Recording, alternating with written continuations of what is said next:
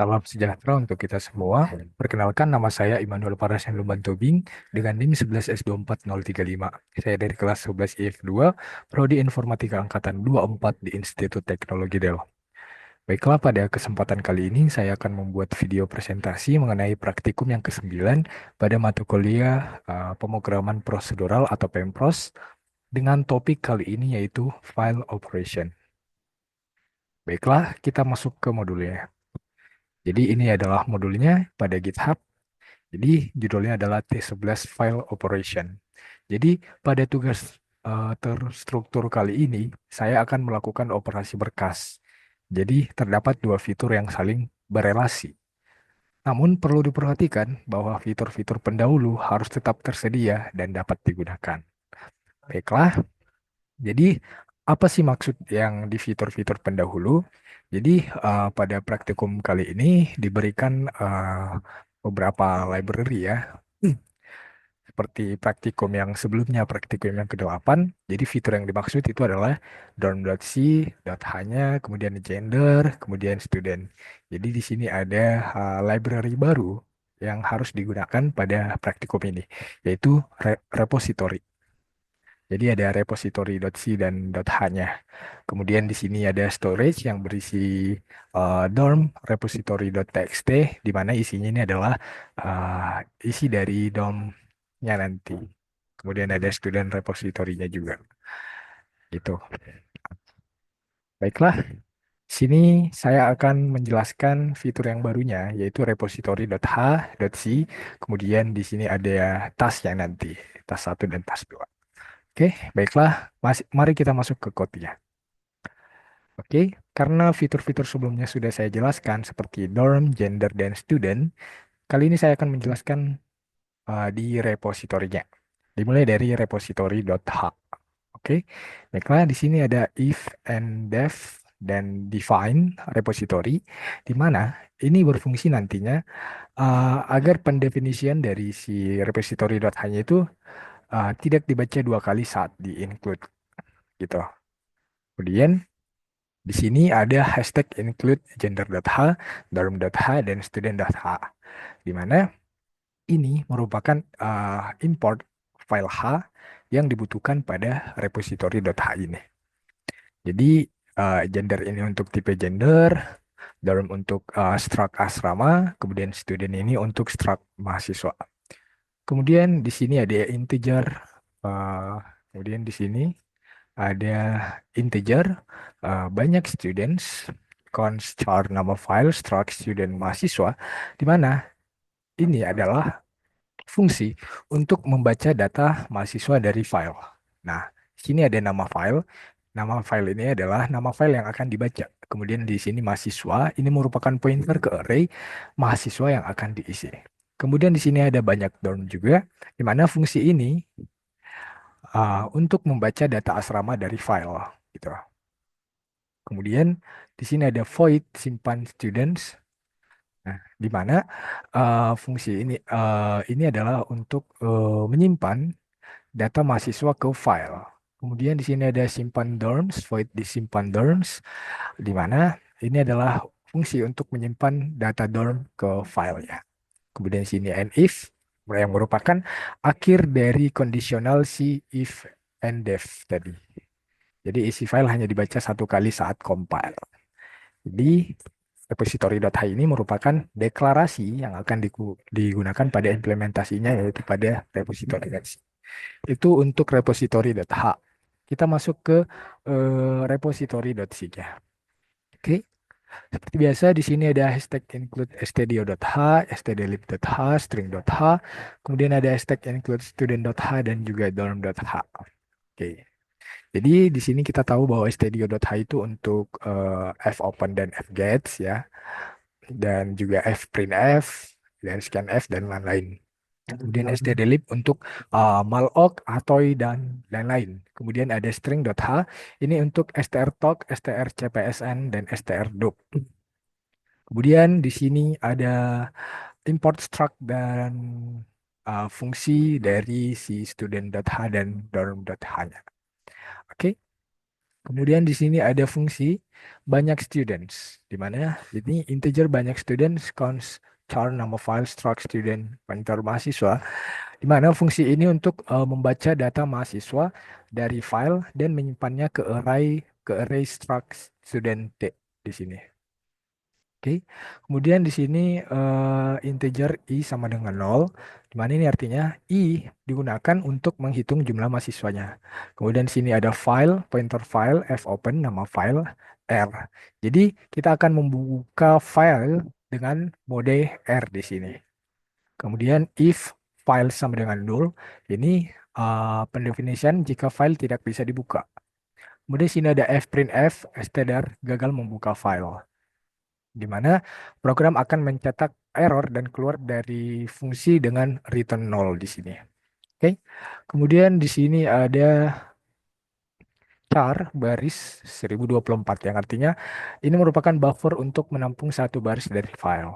Kemudian di sini ada struct student t list malloc 1000 pointer size of struct student t yang artinya ini merupakan alokasi memori untuk array pointer si student pointer ke student T dengan maksimal 1000 di sini, 1000 mahasiswa. Kemudian di sini ada while fgets baris size of baris file sama dengan 0, yang artinya ini adalah selama masih ada baris dari file, maka program akan melakukan beberapa fungsi di sini, seperti baris strcpsn baris slash n, di mana ini artinya hapus new line slash n dari akhir baris. Kemudian di sini ada char untuk si baris, untuk si ID, name, year, and gendernya, di mana ini fungsi untuk memisahkan string berdasarkan tanda uh, pipe di sini atau garis di sini, garis lurus. Oke. Kemudian nanti program akan menghasilkan ID, nama, tahun masuk di sini, year, dan gendernya. Kita tahu gender yang sebelumnya itu adalah male dan female.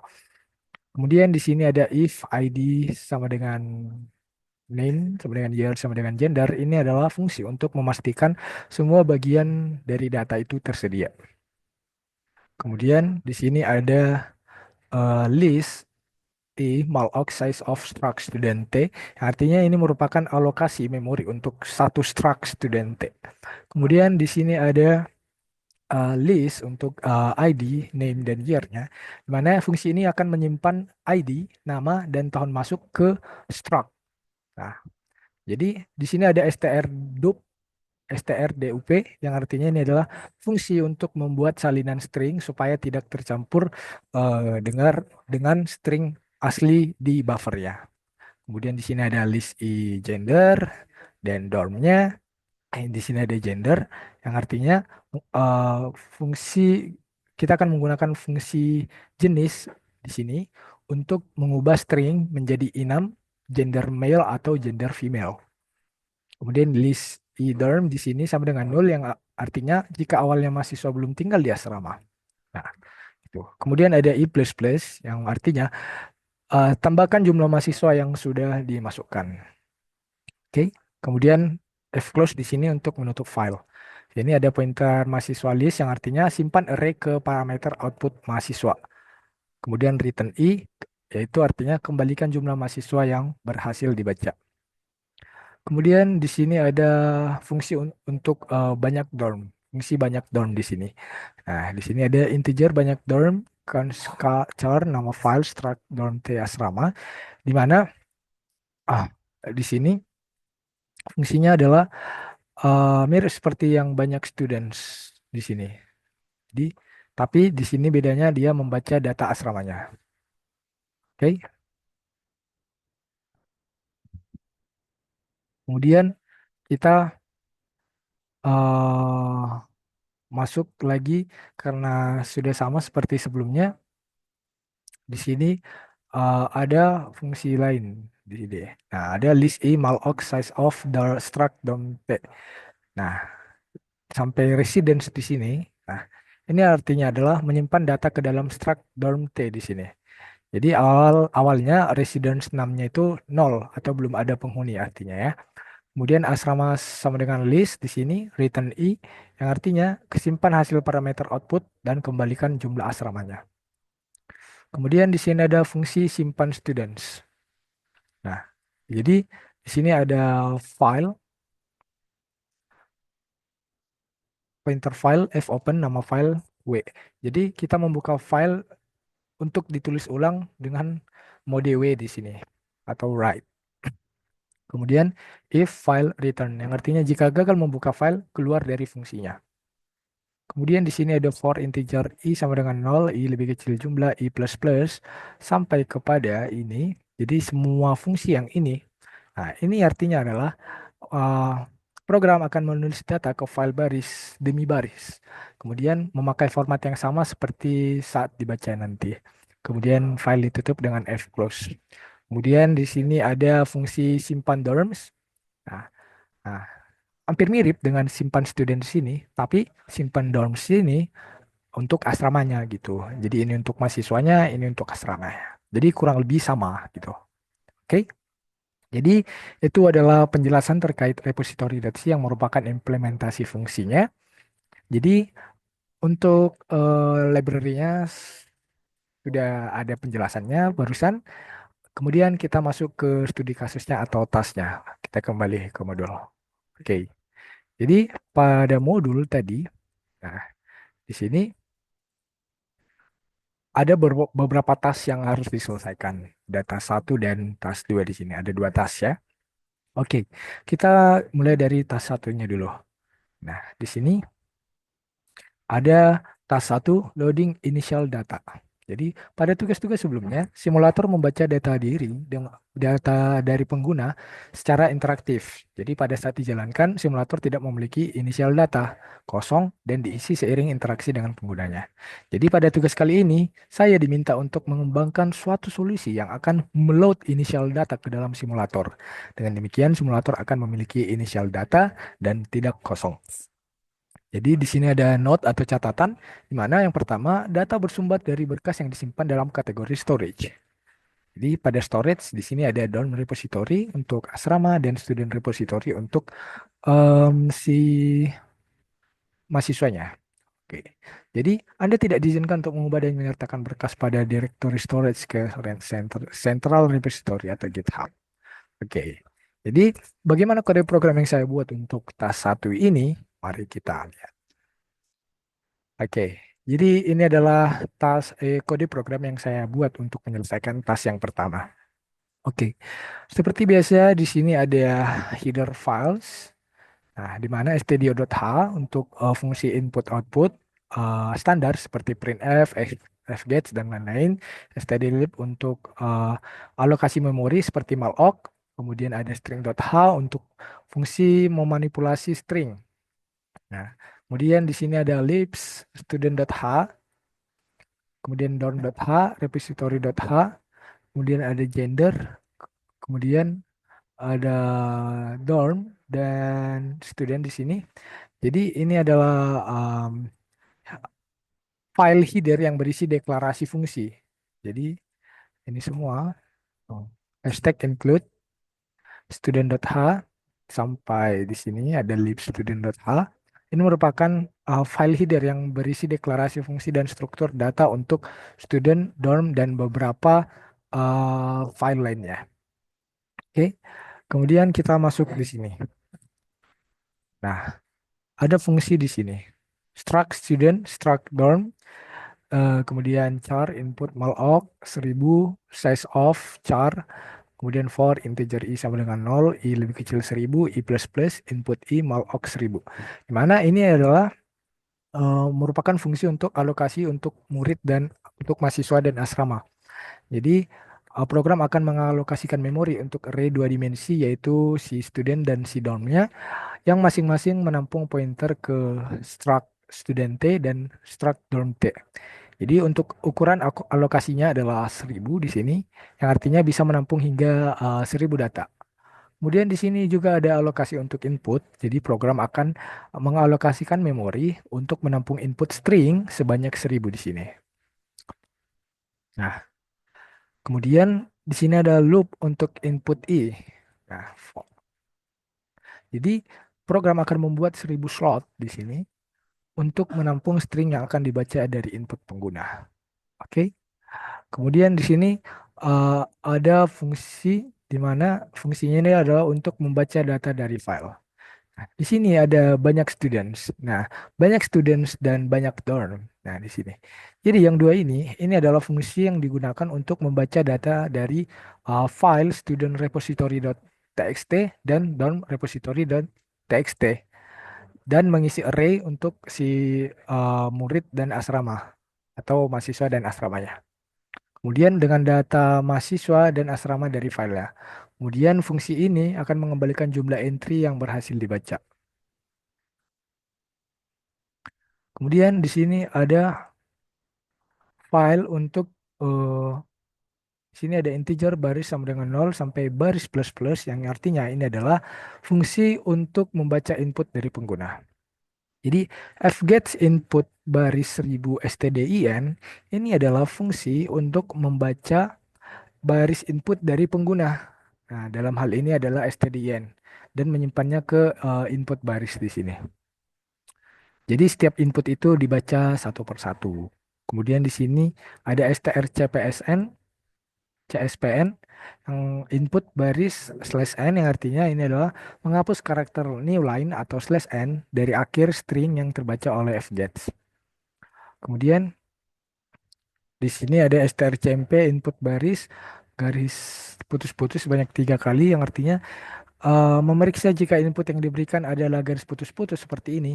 Jika ya, keluar dari loop dan menghentikan pembacaan input. Kemudian di sini ada baris plus plus yang artinya mengindeks setiap baris yang dibaca dan simpan dalam input baris di sini. Kemudian di sini ada perintah. Nah, jadi ini adalah proses perintah input.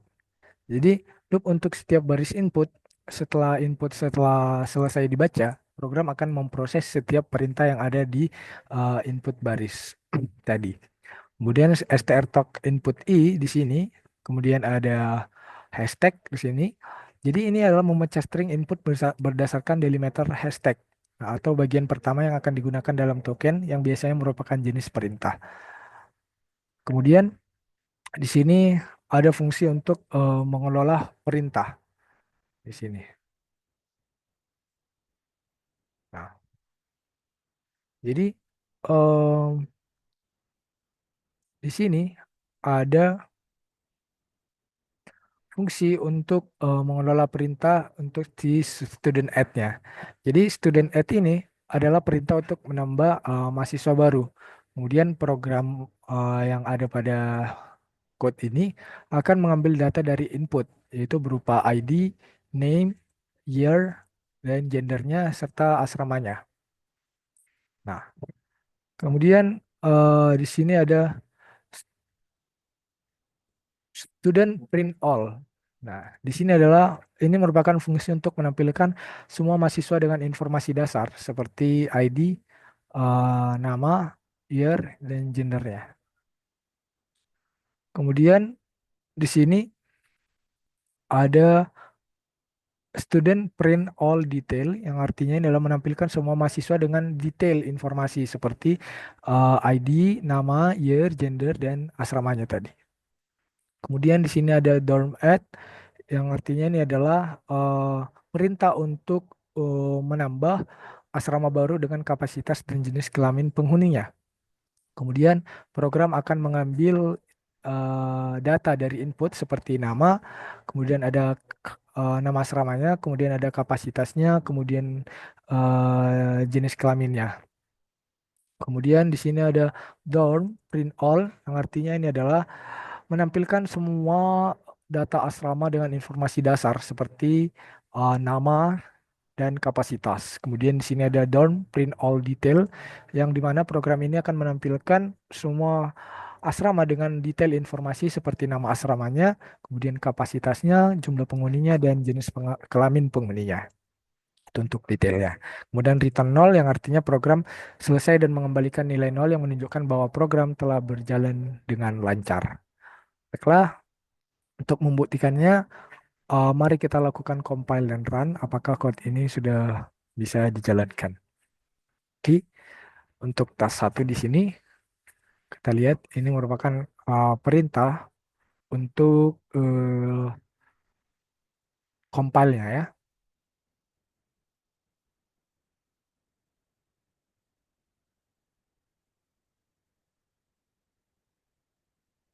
Compile.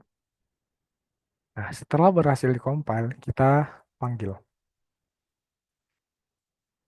Nah, setelah itu mari kita lihat eh, contoh masukannya. Oke. Jadi ini adalah inputan untuk tas satunya ya. Kemudian kita lihat outputnya seperti apa. Jadi sudah benar, program sudah berjalan dengan baik, di mana program memberikan output untuk dorm print all detail yang ada pada storage, yaitu dorm repository tadi. Nah, sudah sesuai. Jadi untuk dormnya akan mencetak semua yang ada pada nama asrama di sini, nama, kapasitas, dan jenis kelaminnya.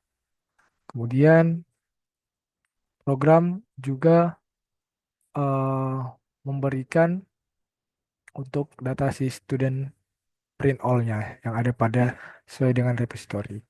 Jadi program ini sudah berjalan dengan baik dan program memberikan output yang sesuai. Oke, kemudian kita lanjut untuk task yang kedua ini. Jadi task yang kedua ini adalah dengan topiknya yaitu storing data. Oke, storing data. Nah, jadi setelah simulator berakhir eksekusinya, data di dalamnya turut hilang karena sifat volatility dari data yang tersimpan di main memory di mana simulator berada. Jadi tugas saya kali ini adalah menyimpan kembali seluruh data asrama, dorm, dan mahasiswa atau student ke dalam berkas yang relevan. Perlu diingat bahwa tugas ini didasarkan pada task satu. Oke. Oke. Jadi bagaimana kode program yang saya buat untuk task yang kedua? Ini adalah kode program untuk task yang kedua. Jadi ini merupakan kelanjutan dari task yang pertama ya. Oke. Jadi seperti biasa di sini ada isi dari filesnya yang sudah saya jelaskan di task yang sebelumnya. Kemudian kita masuk ke di sini ada struct student T, struct dorm T, kemudian char input malloc. Nah, oke, jadi di sini si murid di sini. Nah, ini ada murid kan ya. Nah, murid ini merupakan pointer ke array yang akan menyimpan data mahasiswa. Lalu mengalokasikan memori untuk 1000 pointer struct student T. Sama dengan asrama. Asrama itu merupakan pointer ke array yang akan menyimpan data asrama. Nah, jadi program akan mengalokasikan memori untuk 1000 pointer di struct dorm.t. Jadi di sini ada input. Nah, di sini input. Input ini merupakan pointer ke array yang akan menyimpan input berupa string yang diterima dari pengguna. Sama mengalokasikan memori untuk 1000 string juga. Oke. Kemudian di sini ada fungsi untuk membaca. Jadi ini ada fungsi untuk membaca data dari file. Nah, di sini ada banyak students dan banyak dorm. Ini digunakan untuk membaca data dari file si student repository dan dorm repositorinya. Lalu akan mengisi array untuk si murid dan si asrama. Jadi fungsi ini akan mengembalikan jumlah mahasiswa dan asrama yang dibaca dari file yang dan menyimpannya di variabel jumlah murid dan jumlah asrama di sini. Kemudian program akan membaca input dari pengguna di sini while fgets input baris 1000 stdin. Kemudian, nah, jadi ini yang pertama di sini ada fgets. Nah, fgets di sini ini adalah fungsi untuk membaca input dari pengguna atau stdin baris demi baris hingga mencapai tanda garis putus-putus seperti ini. Kemudian ada str. CSPN input baris yang artinya slash n yang artinya menghapus karakter new line yang terbaca oleh fgets-nya tadi. Oke, kemudian strcmp input baris garis putus-putus yang artinya jika input adalah garis putus-putus, maka program berhenti membaca input dan keluar dari loop. Kemudian ada fungsi untuk memproses perintah input, di mana di sini ada if strcmp token student add. Nah, di sini, nah ini merupakan fungsi untuk menambahkan mahasiswa atau student add di situ. Jadi di sini ada penggunaan untuk si strtalk. Nah, strtalk ini adalah fungsi untuk memisahkan string input berdasarkan tanda hashtag atau pagar di sini yang menjadi sehingga nilai yang dipisahkan ini adalah data mahasiswa seperti si ID, name, year, gender, dan asramanya dan dormnya di sini. Kemudian ada di sini find student by ID yang artinya fungsi akan memeriksa apakah sudah ada mahasiswa dengan ID yang sama dalam array si murid. Jika tidak ditemukan, maka mahasiswa baru ditambahkan menggunakan create student. Oke, create student di sini. Oke. Kemudian di sini program akan menampilkan mahasiswanya. Nah, di sini ada print all student yang artinya program akan menampilkan semua data mahasiswa dengan format ringkas. Ya. Kemudian di sini ada print all student detail yang menampilkan semua data mahasiswa dengan format lebih detail. Kemudian di sini ada fungsi untuk menambahkan asrama atau dorm add di sini. Jadi di sini strtalk ya untuk memisahkan string input untuk mendapatkan data seperti nama, kapasitas, gender, dan jumlah penghuni yang diinisialisasikan dengan nol. Kemudian ada create dorm di sini untuk membuat objek asrama baru dan menambahkannya ke dalam array asrama. Kemudian di sini ada fungsi untuk menampilkan asrama. Jadi print all dorm di sini untuk menampilkan semua data asrama dengan format yang ringkas dan ada print all dorm detail yang menampilkan semua data asrama dengan format yang lebih detail. Kemudian di sini ada fungsi untuk menyimpan data ke file. Jadi di sini ada simpan students. Nah, simpan student di sini ini merupakan fungsi, nah, fungsi untuk menyimpan semua data mahasiswa yang ada ke dalam array murid di sini ke dalam file yang namanya student repository.txt yang ada pada storage di sini. Nah, yang ini. Kemudian simpan dorms juga di sini. Nah, fungsi ini digunakan untuk menyimpan semua data asrama yang ada dalam array asrama di sini ke dalam file yang namanya dorm repository.txt. Di sini ada pada storage ya, yang ini. Nah, ini fungsinya untuk apa? Jadi langkah ini digunakan untuk memastikan data yang dimodifikasi oleh program tetap tersimpan meskipun program ditutup dan dapat diakses lagi pada sesi berikutnya. Kemudian akhir program di sini dengan return null. Untuk memastikan apakah code ini sudah berjalan dengan baik dan benar, mari kita lakukan run ya, compile dan run. Oke, untuk perintah compile-nya, mari kita lihat di sini. Oke, mari kita compile. Dan sudah berhasil compile, mari kita lihat contohnya di sini. Jadi di sini ada simulator akan menulis seluruh data yang ia miliki dalam berkas. Nah, contoh berkasnya seperti ini. Mari kita salin. Apa yang terjadi jika kita lakukan pemanggilan ini?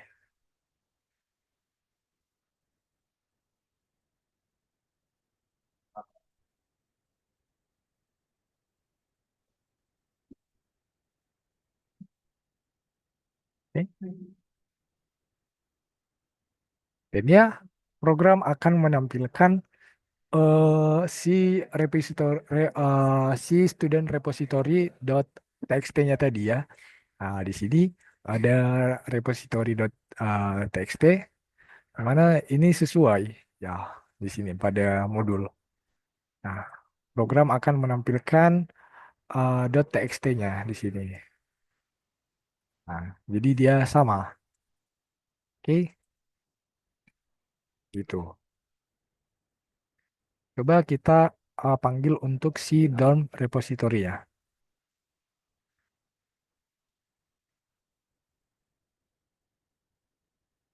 Ini dorm repository.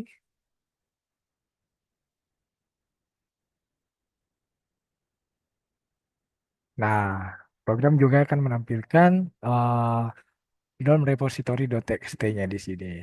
Oke, jadi untuk si student repositorinya tadi sudah sesuai dengan yang ada pada modul di sini. Nah, yang ini ya.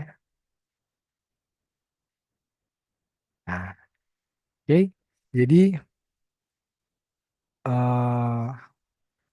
dapat disimpulkan bahwa kode program untuk yang task yang kedua ini sudah berjalan dengan baik dan benar, di mana program menampilkan output yang sesuai gitu dan menampilkan yang sesuai yang diharapkan.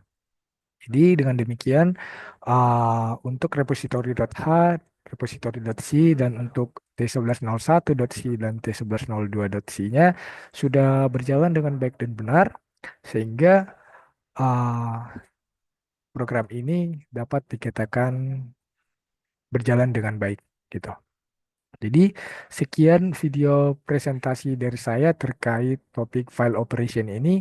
Semoga uh, yang menonton dapat memahami dengan baik dan semoga video ini bermanfaat sehingga yang menonton dapat memahami tentang file operation dalam bahasa C. Jadi sekian video presentasi dari saya. Salam sejahtera. Terima kasih.